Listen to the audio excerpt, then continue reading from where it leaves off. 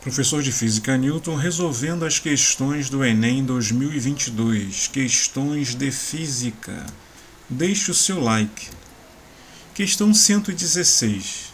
O manual de uma ducha elétrica informa que seus 3 níveis de aquecimento, morno, quente e superquente, apresentam as seguintes variações de temperatura da água em função de sua vazão. Então, vazão em litros por minuto e variação de temperatura em graus Celsius. Então, para uma vazão de 3 litros por minuto, o que significa isso? Que, em média, a cada minuto passam 3 litros de água. Vazão de 6 litros por minuto, que, em média, cada 1 minuto passam 6 litros de água. Então, a variação de temperatura, quando você tem uma vazão pequena, você vai fechando, né, o registro ali, fecha ele para sair menos água. Né? A variação de temperatura no morno é de 10 graus Celsius. No quente é de 20 graus Celsius e no superquente é de 30 graus Celsius a variação de temperatura. Você consegue elevar a temperatura da água em 30 graus Celsius em relação à temperatura inicial. Ok? Então, utiliza-se um disjuntor para proteger o circuito dessa ducha contra sobrecargas elétricas em qualquer nível de aquecimento. Por padrão, o disjuntor é especificado pela corrente nominal igual ao múltiplo de 5 amperes, imediatamente superior à corrente máxima do circuito.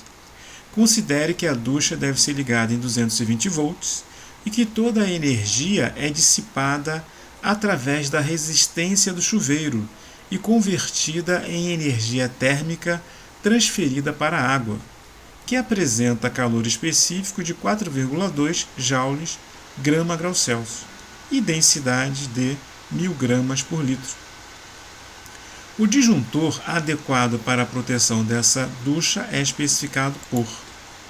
Então, vamos usar, né, esse quadrinho aqui do superquente com variação de 30 graus Celsius, porque você vai ter maior energia, você tem que dar mais energia para a água para ela variar de 30 graus Celsius.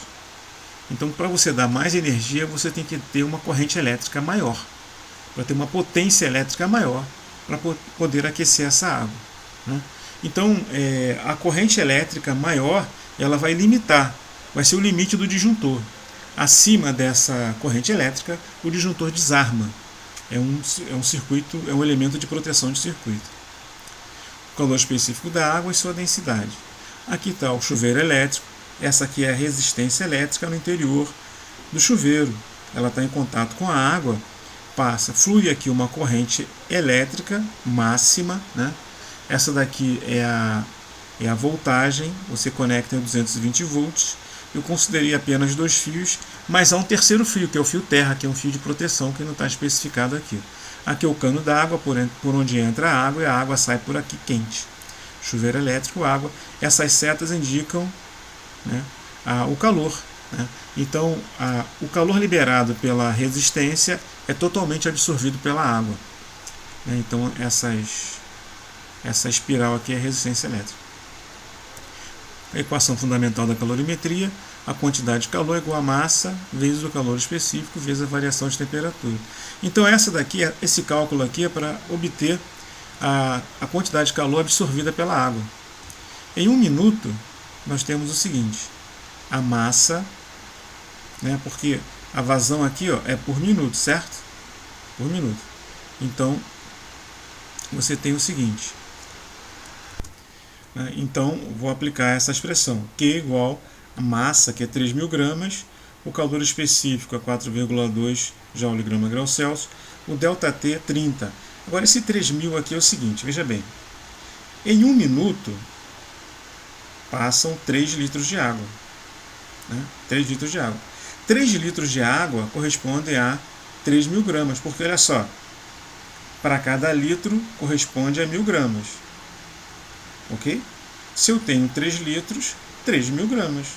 Então, esse é o significado da densidade, em média. Né? Cada 1.000 gramas de água corresponde a 1 litro. Então, cada 3.000 gramas de água corresponde a 3 litros. Tá?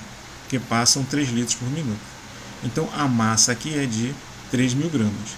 3.000 vezes 4,2 vezes 30 dá 378 mil joules. Ok, essa aqui já é a potência térmica.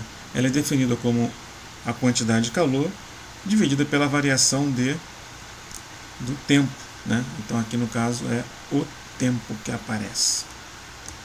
Então eu troquei aqui, botei um T minúsculo para indicar que é tempo, é intervalo de tempo. 1 minuto corresponde a 60 segundos, né? Porque tudo isso aqui está acontecendo em 1 minuto. Então vou pegar essa energia e dividir por 60, que vai dar 6.300 watts.